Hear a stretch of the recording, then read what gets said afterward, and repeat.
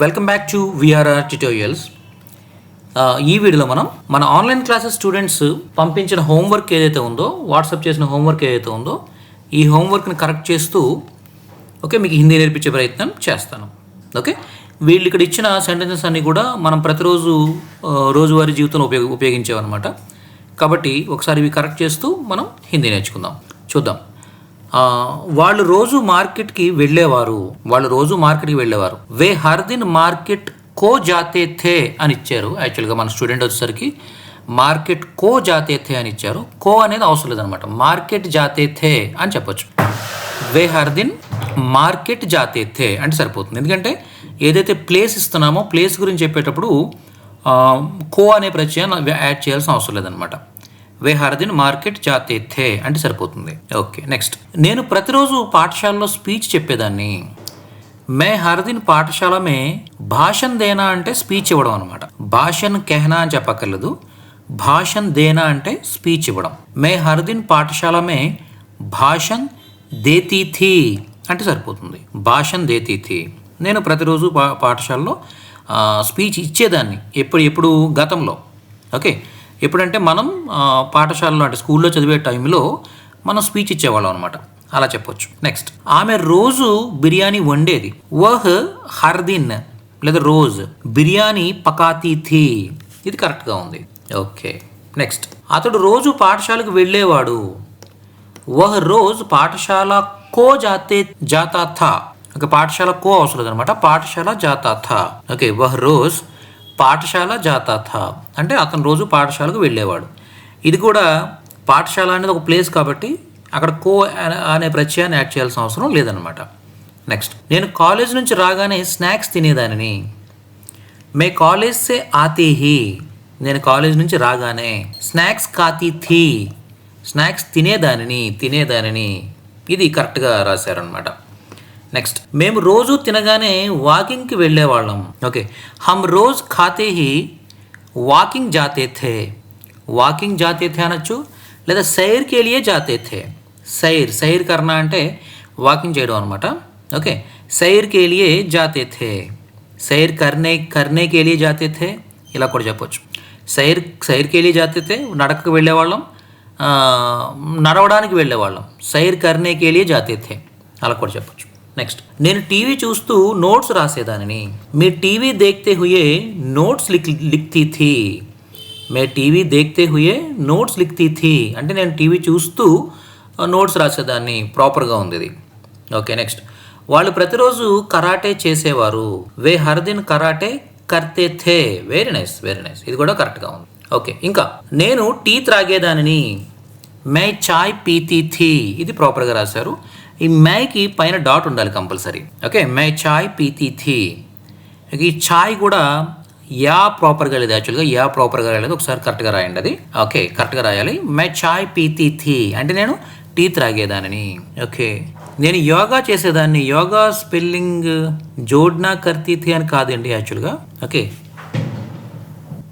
మే యోగ్ అంటాం అనమాట, లేదా యోగా అనొచ్చు, నో ప్రాబ్లం. మే యోగా కర్తీ థీ అని చెప్పొచ్చు. మే యోగా కర్తీ థీ, నేను యోగా చేసేదానిని అని చెప్పొచ్చు అనమాట. మే యోగా కర్తీ థీ లేదా మే యోగ్ కర్తీ థీ, ఈ రెండు విధాలుగా కూడా మనం చెప్పొచ్చు అనమాట. నెక్స్ట్, నేను సాయంత్రం వాకింగ్కి వెళ్ళేదాన్ని. మే షామ్ కో సైర్ కే లియే, సైర్ కర్నే కే లియే యా సైర్ కే లియే అని చెప్పొచ్చు అనమాట. మే సైర్ కర్నే కే లియే జాతీ థీ. లేదా మే టెహల్నే జాతీ థీ అని కూడా చెప్పొచ్చు. మే టెహల్నే జాతీ థీ, మే సైర్ కర్నే జాతీ థీ. ఇక టైప్ చేస్తున్నాను చూడండి. నేను సైర్ కర్నే జాతీ థీ అని చెప్తారనమాట. మే సైర్ కర్నే జాతీ థీ అంటే నేను నడవడానికి వెళ్ళేదాన్ని. అలాగే మే టెహల్నే జాతీ థీ అని కూడా చెప్పొచ్చు. లేదా నేను తిరగడానికి వెళ్ళేవాడిని. తిరగడాన్ని టెహల్నా అనొచ్చు, లేదా ఘూమ్నే జాతీ థీ ఇలా కూడా చెప్పొచ్చు. నేను తిరగడానికి వెళ్ళేదాన్ని. లేదా మే వాకింగ్ పర్ జాతీ థీ అని కూడా చెప్పొచ్చు అనమాట. మే వాకింగ్ పర్ జాతీ థీ అని కూడా చెప్పొచ్చు, ఇబ్బంది ఏం లేదు. అలా వాకింగ్ सैर करने जाती थी లేదా टहलने जाती थी, घूमने जाती थी, వాకింగ్ పర్ జాతీ థీ, ఇలా చాలా విధాలుగా మనం చెప్పొచ్చు. ఓకే, నేను మా నాన్నగారికి ఇంతకు ముందు డబ్బులు ఇచ్చేదాన్ని. మై అప్నే పితాజీకో, మై మేరా పితాజీకో అని రాశారు ఇక్కడ స్టూడెంట్. కానీ ఇది ఎలా చెప్పాలన్నమాట? మై అప్నే పితాజీకో, మై నేను, అప్నే నా యొక్క, పితాజీకో తండ్రికి, పితాజీకో తండ్రికి సెంటెన్స్ ఏంటంటే ఇది ఇంతకు ముందు డబ్బులు ఇచ్చేదాన్ని. ఓకే, ఇంతకు ముందు అంటే ఇస్కే పెహ్లే అంటే ఇంతకు ముందు. ఓకే, డబ్బుల్ని ఏమంటాం? పైసే అంటాం, పైసే డబ్బులు. ఓకే, దేతాథా పురుషుడైతే దేతాథా అంటాడు, స్త్రీ అయితే దేతీథి, దేతాథా అని చెప్పొచ్చు లేదా దేతీతి అని చెప్పొచ్చు. ఓకే, ఇక్కడ రాసిన స్టూడెంట్ మనకి లేడీ అనుకుంటాను యాక్చువల్గా, కాబట్టి దేతీతి అని రాశారు ఆమె. ఓకే, నెక్స్ట్, నేను ఇంతకు ముందు ప్రతిరోజు బైక్ నడిపేదాన్ని. మై ఇస్కే పెహ్లే హర్ దిన్ గాడీ చలాతీ థీ. Very good. మై ఇస్కే పెహ్లే హర్ దిన్ గాడీ చలాతీ థీ, బండి నడిపేదాన్ని. ఓకే, నేను ప్రతిరోజు డైరీ రాసేదాన్ని. మై హర్ దిన్ డైరీ లిఖ్తీ థీ, ఇది ప్రాపర్గా రాశారు. ఓకే, నెక్స్ట్, మా అమ్మకి నేను రోజు ఆంగ్లం నేర్పించేదాన్ని. మేరీ మాకో మై రోజ్ ఇంగ్లీష్ సిఖాతీ థీ. ఓకే, నెక్స్ట్, నేను రోజు మా స్నేహితులతో చరవాణిలో మాట్లాడేదాన్ని. చరవాణి అంటే ఫోన్, చరవాణిలో మాట్లాడేదాన్ని, ఫోన్లో మాట్లాడేదాన్ని. మే హర్ దిన్ అప్నే దోస్తోన్సే, మేరే దోస్తోన్సే అని రాశారు ఇక్కడ. ఓకే, మేరే దోస్తోన్సే కాదనమాట, అప్నే దోస్తోన్సే. నేను నా యొక్క అని చెప్పినప్పుడు మే అప్నే దోస్తోన్సే హర్ దిన్ ప్రతిరోజు. ఓకే, ఫోన్లో ఓకే బాత్ కర్తీ థీ, మాట్లాడేదానిని. ఫోన్ మే బాత్ కర్తీ థీ అంటే ఫోన్లో మాట్లాడేదానిని. క్లియరా? సో ఈ విధంగా మీరు ఏవైతే హోంవర్క్ రాసి నాకు పంపించారో, యాక్చువల్గా నిన్నటి క్లాస్ వచ్చేసరికి గతంలో మనం అలవాటుగా చేసే పనుల గురించి జరిగిందనమాట. సో స్టూడెంట్స్ ఈరోజు హోంవర్క్ రాసి వాళ్ళు ఓన్గా వాళ్ళు సెంటెన్సెస్ రాసి పంపించారు. సో దట్ వాటిని మనం ఇక్కడ చూస్తున్నాం యాక్చువల్గా. ఓకే, ఇంకో మరొక స్టూడెంట్ రాసి పంపించారు చూడండి. ఓకే, నేను ప్రతిరోజు 10 గంటలకు లేచేవాడిని. ఇక్కడ జంట్ రాశారన్నమాట యాక్చువల్గా. ఓకే, మే హర్ దిన్ 4:30 బజే. సాఢే అంటే అర్థమైంది. ఎలా రాయాలంటే చూడండి, మీరందరూ కూడా చాలామంది ఈ సాడే రాసేటప్పుడు తప్పు రాస్తున్నారు. ఎలా రాయాలంటే సాడే, ఇది కాదనమాట. ఓకే, సాడే అంటే ఈడా కాదు. ఏం రాయాలి? సాఢే, రెండో ఢే రాయాలన్నమాట, రెండవ ఢా రాయాలి. 4:30 బజే అని రాయాలి. అర్థమైందా? 4:30 బజే. 4:30 బజేకో ఉఠతా థా, లేచేవాడిని. మే హర్ దిన్ 4:30 బజేకో ఉఠతా థా. ఇక్కడ కో యూజ్ చేయొచ్చు, యూజ్ చేయకపోవచ్చు. 4:30 బజే ఉఠతా థా, 4:30 బజేకో ఉఠతా థా. కో అనేది యూజ్ చేయొచ్చు, యూజ్ చేయకపోవచ్చు. అక్కడ నేను లేవగానే స్నానం చేసేవాడిని. మే ఉట్తే హీ, ఉట్కర్ అంటే లేచి అని అర్థం అనమాట. నేను లేచి స్నానం చేసేవాడిని అంటే మే ఉట్కర్ నహానా కర్తాత కాదు, నహాతాత. స్నాన్ కర్తాత లేదా నహాతాత. ఓకే, చూడండి, నహానా అంటేనే స్నానం చేయడం అనమాట. ఇంకా నహానా కర్ణ అనేది యాడ్ చేయాల్సిన అవసరంలా. ఓకే, సో ఎలా రాస్తాం చూడండి. నేను స్నానం చేసేవాడిని అంటే నహాతా థా అని చెప్పొచ్చు. ఓకే, నేను ఉట్కర్ అంటే లేచి నహాతా థా అంటే సరిపోతుంది. ఒకవేళ స్నాన్ కర్తా థా అలా కూడా యూజ్ చేయొచ్చు. ఇది స్నాన్ కర్తా థా అని చెప్పొచ్చు అనమాట.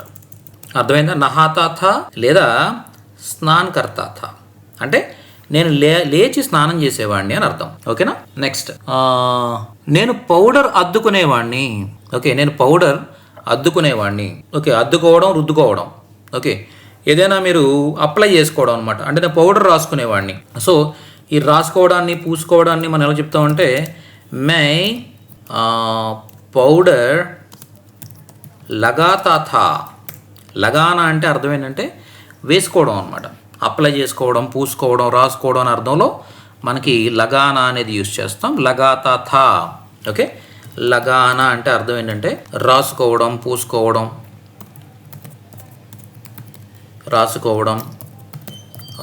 పూసుకోవడం అనే అర్థాల్లో మనం తీసుకోవచ్చు అనమాట.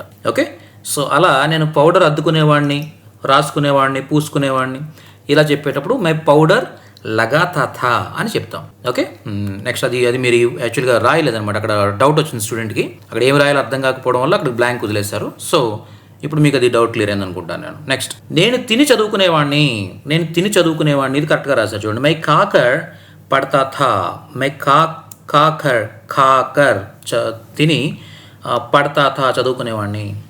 మేమందరం ఈ సమయానికి అక్కడ ఉండేవాళ్ళం. ఓకే, అక్కడ ఉండేవాళ్ళం. హంసబ్ ఈ సమయమే. ఓకే, హంసబ్ ఈ సమయమే అంటే ఈ సమయంలో. వహ్ కాదండి, ఇది వహా. ఓకే, వహ్ అంటే అర్థం ఏంటి? సారీ చూడండి, వహ్ అంటే అర్థం ఏంటి? వహ్ అంటే అతడు, ఆమె, అది అని అర్థం. మరి అక్కడ ఉండేవాళ్ళము, అక్కడ అన్నప్పుడు ఏం చెప్పాలి? అక్కడ అంటే వహా అని చెప్పాలన్నమాట. వహా అంటే అర్థం ఏంటి? అక్కడ అర్థమైందా? సో ఈ విధంగా. ఓకే, సో వహా రహతే థే, అక్కడ ఉండేవాళ్ళం. హంసబ్ ఈ సమయమే మేకి పైన డాట్ ఉండాలి. సమయమే పైన డాట్ ఉండాలి మేకి. ఓకే, డాట్ ఇవ్వలేదు స్టూడెంట్, సో అక్కడ కంపల్సరీ డాట్ ఇవ్వాలన్నమాట. వహా రహతే థే, నేను పాలు త్రాగేవాడిని. మే దూద్ పీతా థా, నేను పాలు త్రాగేవాడిని. ఓకే, నేను స్కూల్కి బస్సులో వెళ్ళేవాడిని. మే పాఠశాల, ఓకే, బస్ మే జాతా థా. వెరీ గుడ్, మే పాఠశాలకు బస్ మే జాతా థా. అక్కడ కో యూజ్ చేయొచ్చు, యూజ్ చేయకపోవచ్చు. ఓకే, నెక్స్ట్ నేను సైకిల్ తొక్కేవాడిని. మే సైకిల్ చలాతా థా, నేను సైకిల్ తొక్కేవాడిని అంటే సైకిల్ నడిపేవాడిని. తొక్కడం అంటే నడపడం. ఓకే, మే సైకిల్ చలాతా థా. చూసారా, ఇక్కడ వీళ్ళు రాస్తున్న ప్రతి సెంటెన్స్ కూడా మనం రోజువారీ మాట్లాడుకునేవే. ఓకే, నేను చిన్నప్పుడు సైకిల్ తొక్కేవాడిని, స్కూల్కి బస్సులో వెళ్ళేవాడిని, పాలు త్రాగేవాడిని. ఇలా ఏవైనా కూడా మనం గతంలో అలవాటుగా చేసిన పనులు చెప్పాలనుకున్నప్పుడు ఈ విధంగా చెప్తాం. నిన్నటి ఆన్లైన్ క్లాసెస్లో నిన్నటి లెసన్ ఇది. దీనిపైన వీళ్ళందరూ ఈరోజు హోంవర్క్ చేసుకుని చక్కగా పంపించారు. అది మనం ఇప్పుడు కరెక్ట్ చేస్తున్నాం. నెక్స్ట్ నేను చిన్నప్పుడు ఎక్కువగా అల్లరి చేసేవాడిని. మే బచ్పన్ మే బహుత్ షోర్ మచాతా థా. Very nice. షోర్ మచానా అంటే అల్లరి చేయడం అనమాట. షోర్ మచాతా థా, అల్లరి చేసేవాడిని. చాక్లెట్స్ తినేవాడిని. చాక్లెట్స్ ఖాతా థా, చాక్లెట్స్ తినేవాడిని. చాలా బాగా రాశారు. Very good. నేను ప్రతిరోజు యోగా చేయకపోయేవాడిని అంటే చేసేవాడిని కాదు అని అర్థం అనమాట. ఓకే, చేసేవాడిని కాదు అని అర్థం. మే హర్ దిన్ యోగా నహీ కర్తా థా, యోగా నహీ కర్తా థా. నహీ స్పెల్లింగ్ రాంగ్ చూడండి ఇక్కడ. ఓకే, ఎలా రాయాలి? నహీ ఎలా రాయాలి? మీరు రాసింది తప్పు అనమాట. ఎలా రాయాలంటే చూడండి, నహీ ఇలా రాయాలి. నహీ అంటే అర్థం ఏంటి? కాదు, లేదు అని అర్థాన్ని ఇస్తుంది. కాదు, లేదు. ఓకే, నహీ కర్తా థా అంటే అర్థం ఏంటి? చేసేవాడిని కాదు. నహీ కర్తా థా, చేసేవాడిని కాదు. మై హర్ దిన్ యోగా నహీ కర్తా థా, నేను ప్రతిరోజు యోగా చేసేవాడిని కాదు. ఓకే, మాతో అతడు రోజు వాకింగ్ చేసేవాడు. హమారే సాత్, ఇక్కడ హమారా సాత్ అనేది ఉంది. ఇది చూడండి, మిస్టేక్ ఉంది యాక్చువల్గా. అక్కడ ఎలా చెప్పాలి? హమారే సాత్ రెండో థా యూజ్ చేయాలన్నమాట. హమారే సాత్. ఓకే, మాతో అతడు రోజు వాకింగ్ చేసేవాడు. హమారే సాత్ వహ్, ఓకే, హర్ దిన్ లేదా రోజ్. ఓకే, సైర్ కర్నే ఆతా థా లేదా వాకింగ్ కర్నే ఆతా థా. నో ప్రాబ్లం, వాకింగ్ కర్నే ఆతా థా, సైర్ కర్నే ఆతా థా. ఓకే, మనకి మీనింగ్ రావాలి కానీ ఎలాగైనా చెప్పొచ్చు అనమాట. ఇక్కడ సైర్ అనే స్పెల్లింగ్ కూడా రాంగ్ రాశారు, ఒకసారి చూసుకోండి. సో యాక్చువల్గా ఈ క్లాసెస్లో జాయిన్ అయిన స్టూడెంట్స్ అందరూ కూడా హైలీ ఎడ్యుకేటెడ్ పీపుల్ అనేది ఉంటారు అనమాట. ఓకే, కొంతవరకు చాలా బాగా చదువుకున్న వాళ్ళు ఉంటారు, వాళ్ళకి స్పెల్లింగ్ మిస్టేక్స్ రాకుండా రాయగలిగే ఆల్రెడీ ప్రాక్టీస్లో ఉన్న వాళ్ళు ఉంటారు అనమాట. హిందీ, తెలుగు రాసే వాళ్ళు ఉంటారు రోజు. కొంతమంది అలా రాయాల్సిన అవసరం లేని బిజినెసెస్లో ఉంటారు, లేకపోతే వాళ్ళ జాబ్స్లో వాళ్ళు రాయాల్సిన అవసరం ఉంటుంది. టెక్నికల్ రిలేటెడ్ పీపుల్ ఉంటారు. సో అలాంటి వాళ్ళు ఏంటంటే ఎప్పుడో రాసి ఉంటారు, హిందీ కానీ తెలుగు కానీ ఎప్పుడో రాసి ఉంటారు వాళ్ళు కదా. సో వాళ్ళకి ఏంటంటే కొంత స్పెల్లింగ్ మిస్టేక్స్ వస్తూ ఉంటాయన్నమాట. కాబట్టి ఇక్కడ మనం వాటిని కూడా కరెక్ట్ చేస్తూ తీసుకువెళ్తున్నాం. ఓకే. నేను వాకింగ్ చేసేవాడిని. మే సైర్ కర్తా థా. ఓకే. నేను ఇంతకుముందు హిందీ ప్రాక్టీస్ చేయకపోయేవాడిని, చేసేవాడిని కాదు. మే ఇస్కే పహలే హిందీ కా అభ్యాస్ నహీ కర్తా థా. ఇక్కడ కూడా నహీ స్పెల్లింగ్ రాంగ్ ఉంది, నేను ఇప్పుడే చెప్పాను. నేను షాప్కి వెళ్ళి సామాన్లు తెచ్చేవాడిని. మే దుకాణ్ అనమాట, దకాన్ ఇచ్చారు యాక్చువల్గా, దుకాణ్ అది. మే దుకాణ్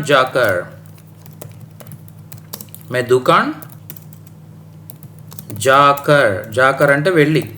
ఓకే. చీజే అంటే వస్తువులు, చీజే. లే ఆతా థా అంటే తీసుకొచ్చేవాడిని. ఖరీద్ కర్ లే ఆతా థా అంటే కొని తీసుకొచ్చేవాడిని. ఓకే.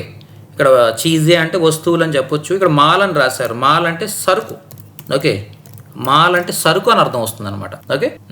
Okay, next. నేను వంట చేసేవాడిని కానీ ఇప్పుడు చేయడం లేదు. మే ఖానా పకాతా థా పర్ అబ్ ఖానా నహీ పకానా కర్ రహా హూ అని రాసి ఏదో సంథింగ్ రాశారు. ఓకే, చూడండి. నేను వంట చేసేవాడిని. మే ఖానా పకాతా థా. ఓకే, పర్ కానీ లేకిన్ కానీ ఏదైనా చెప్పొచ్చు. లేకిన్ అంటే కానీ. అబ్ ఇప్పుడు. నహీ కర్ రహా హూ అలా చెప్పొచ్చు అనమాట. నహీ కర్ రహా హూ ఇప్పుడు చేయట్లేదు. నేను వంట చేసేవాడిని కానీ ఇప్పుడు చేయట్లేదు ఇలా చెప్పొచ్చు. లేదా చేయట్లేదు కానీ ఇప్పుడు చేయట్లేదు అని చెప్పడానికి పకా రహా హూ అని చెప్పొచ్చు అనమాట. ఇంకా మీకు ప్రజెంట్ కంటిన్యూస్ టెన్స్ మీ బ్యాచ్ ఇంకా చెప్పలేదు కాబట్టి ఆ పకా రహా హూ ఎలా వచ్చింది అనేది, కర్ రహా హూ ఎలా వచ్చింది అనేది నెక్స్ట్ క్లాస్లో చూడబోతున్నాం మనం. నేను ఫోన్లో ఆటలు ఆడేవాడిని.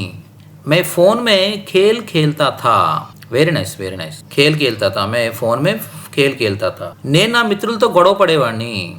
మే అప్నే దోస్తోన్ సే. ఎప్పుడైతే నేను నా యొక్క అని మనం చెప్తున్నామో అక్కడ మే అప్నే అని చెప్తాం అనమాట. మే అప్నే దోస్తోన్ సే అని రాయాలి. ఓకే. మే అప్నే దోస్తోన్ సే జగడా కర్తా థా, లడతా థా ఇలా చెప్పొచ్చు. మే अपने दोस्तों से ओके झगड़ा